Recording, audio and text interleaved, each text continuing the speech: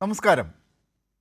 രാഷ്ട്രപിതാവ് മഹാത്മാഗാന്ധിയെ ചെറുതായി വെടിവെച്ചു കൊന്നതിനാണോ ഹിന്ദു മഹാസഭയെ കുറ്റപ്പെടുത്തുന്നത് എന്ന് പറഞ്ഞ സന്ദീപ് വാര്യർ.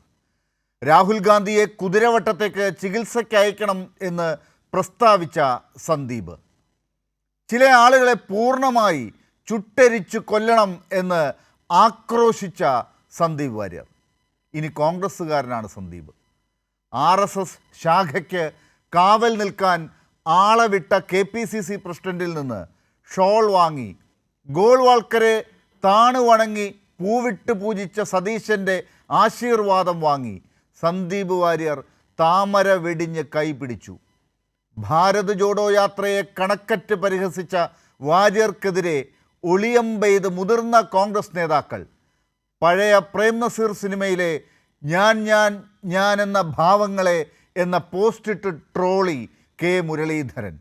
BJPയിൽ നിന്ന് കോൺഗ്രസിൽ ചേർന്നതുകൊണ്ട് വ്യത്യാസമില്ല എന്ന് ഇടത് നേതാക്കൾ.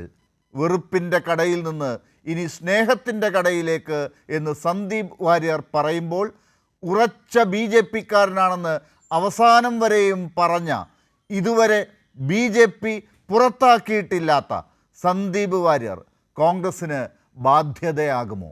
പാലക്കാട്ടെ ഉപതെരഞ്ഞെടുപ്പിൽ കോൺഗ്രസ് BJP ഡീലിൽ മനം നൊന്ത് കോൺഗ്രസ് വിട്ടവരൊക്കെ പറഞ്ഞത് ശരിയാവുകയാണോ?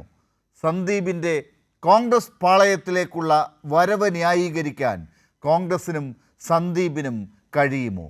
മതേതര രാഷ്ട്രീയം കൃത്യമായി വിശദീകരിക്കുന്ന ഡോക്ടർ സരിന് മുന്നിൽ വർഗീയതയെ പുണരുന്ന രാഹുൽ എന്ന പരാതി ഉയരുമോ?